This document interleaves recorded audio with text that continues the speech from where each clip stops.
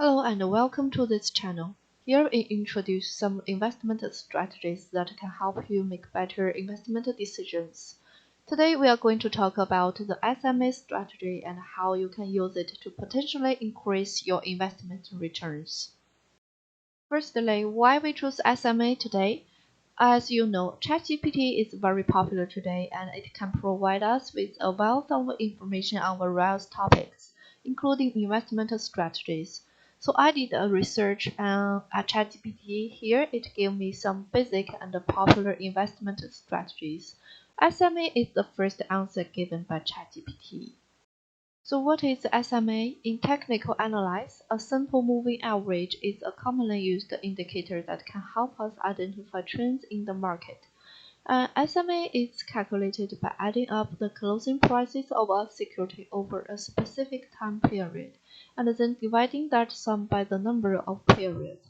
For example, a 50-day SMA would be calculated by adding up the closing prices of a security over the last 50 days and dividing that sum by 50. We can use SMAs to identify trends and potential changes in the trend. When the price of a security is above its SMA, it is considered to be in an uptrend, and when it is below its SMA, it is considered to be in a downtrend.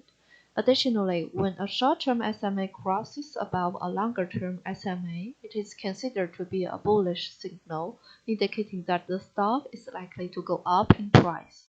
Conversely, when a short-term SMA crosses below a longer-term SMA, it is considered to be a bearish signal, indicating that the stock is likely to go down in price.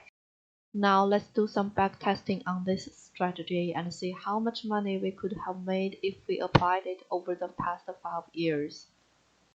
For those of you who are interested in coding, let me show you the logic here. In this code, we define a SMA strategy class that takes two parameters for the short and long-term SMA periods. In the initiate method, we create the two SMAs using the simple moving average function, which takes the close price attribute as input. In the next method, we check if the position is empty, and if so, we check if the short SMA is above the long SMA. If it is, we enter a long position using the self.buy function.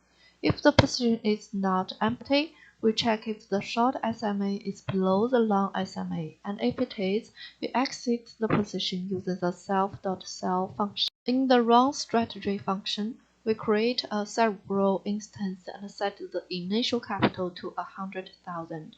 We add the SMA strategy to the Cerebral instance and create a security data feed for a specific stock from April 1st, 2018 to today.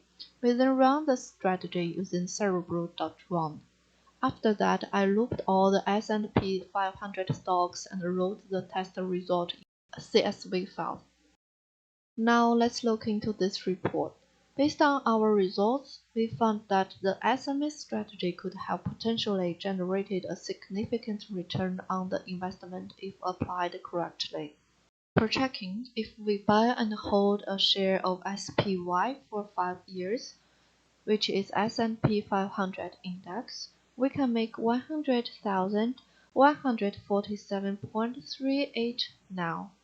Taking that into account, we can see that 37 securities gained a better return than investing in SPY. 312 securities gained a positive return if we applied the SMA strategy over the past 5 years. Have you tried this strategy before? How do you feel like it?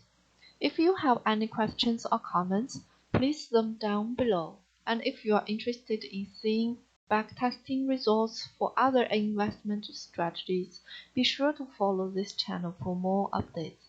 Thank you for watching.